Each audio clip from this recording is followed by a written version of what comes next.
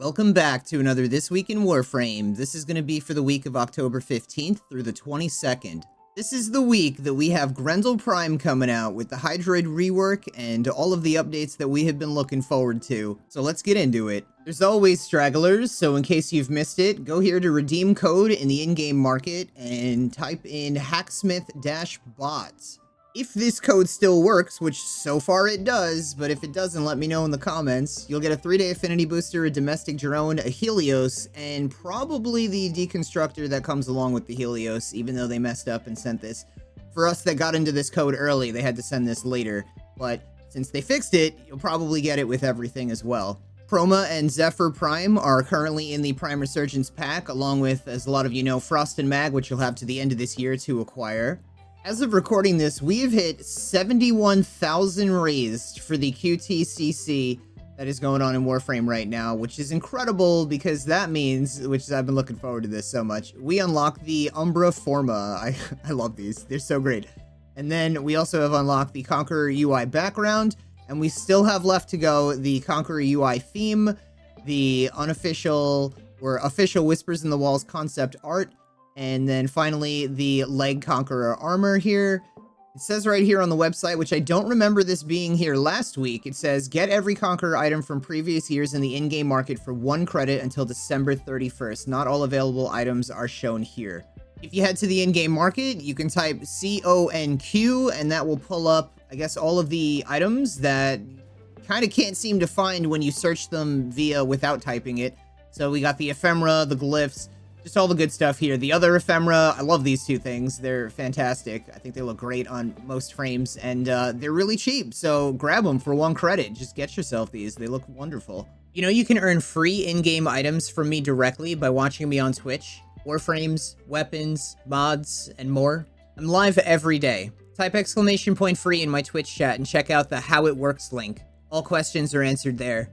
These are the drops for this week, the week of the 16th to the 22nd. You guys can see the schedule of what channels you need to be on Twitch in order to get your QTCC drops. And you can find this if you go to Warframe's website and click on the QTCC at the very top of the page. And then for this, you're just going to scroll down to the bottom and you'll see the schedule here. So reminder as to what's dropping this Wednesday, the 18th, with this update. We have the Hydroid rework. The 54th Warframe Dagath will be dropping. We're also going to have Dagath's Hollow Dojo Room, which you're going to have to build in your dojo in order to acquire Dagath if you're not going to buy her directly from the market. We have the new Void Shell skins for Protea, Mirage, and Nidus. It says Knights of Nabarus returns, and I don't know if this is referring to the event missions that we can do or used to be able to do, where we would go run and hunt the Juggernaut with the jack-o'-lantern on its head. I don't know if that's what this is referring to or if this is just a mess up that it's already existed, but we'll find out on the 18th. We have the Nabarus Lotus skin finally dropping. Quality of life and reworks, which, oh my god, I cannot wait for these. Some of the quality of life reworks we're looking forward to is that call missions are supposed to get faster. I don't know if they're gonna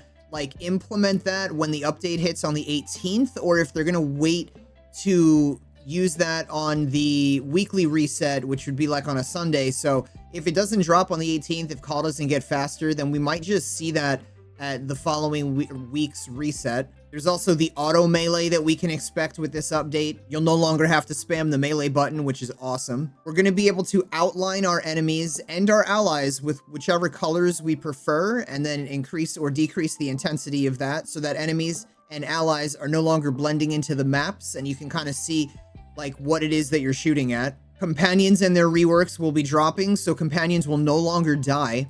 We're going to have the man, the myth, the meatball himself, Grendal Prime, will also be dropping. And we're also going to have cross-save clans, which I'm really excited about. We should be able to invite people from various platforms to our clan, regardless of whatever platform we're on. So if any of you are looking to join our sick community dojo, the only requirement has always ever been 50 hours in my streams, which is awesome because, as you guys have already seen, you're earning free stuff while you're watching my streams anyway. Do you want to make more platinum and advance faster in Warframe than everyone else, with less struggle and in less time? We all know Warframe is a massive grind to God mode, but does it have to be? No, it doesn't. If you want to be so powerful you can solo anything, carry your friends, and tower over your enemies, become a Patreon and gain access to dozens of top-tier strategies for making platinum, sheets to help you track your personal progress, and weekly coaching sessions to get more out of Warframe than everyone else. Plus, gain lifetime access to me and my community of professional know-it-alls in our Discord. These bonuses won't last forever, so wait no more and become a Patreon today. You guys remember last week, the bottom left-hand side of the stream, or screen, there was that, we were at like 6%, and after, I guess, last week's video, some of you very generous people were able to help support with that, and I really super appreciate it. I don't think you guys understand how life-changing it's going to be, so I really, from the bottom of my heart, thank you guys so much for supporting with that. If anybody does want to be a part of it, link will be in the description below, and let's get into this week. So we have, for Call, if you've never missed a Call mission before, this is going to be in the Veil Factory. He has Deathless, Break Armor Veils, K-Drive Things, Get Chipper Tools, made for this, and Smash Azul Axums. Chipper is going to have himself this week an Azure Archon Shard, which means the Archon this week should have an Azure Archon Shard.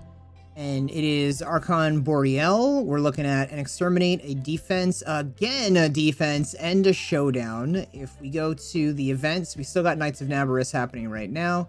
And we have the reminder for you guys to do the weekly Mergoo Ayatan Treasure Hunt. For Steel Path, for the next 24 hours, we have Spy, Assassination, Mobile Defense, Rescue, and Survival. As far as the invasion missions goes, we have a Durvandal stock versus a Strun Wraith Barrel, and a Snipetron Vandal stock versus a Latron Wraith Barrel. That is the only one that's really of note here.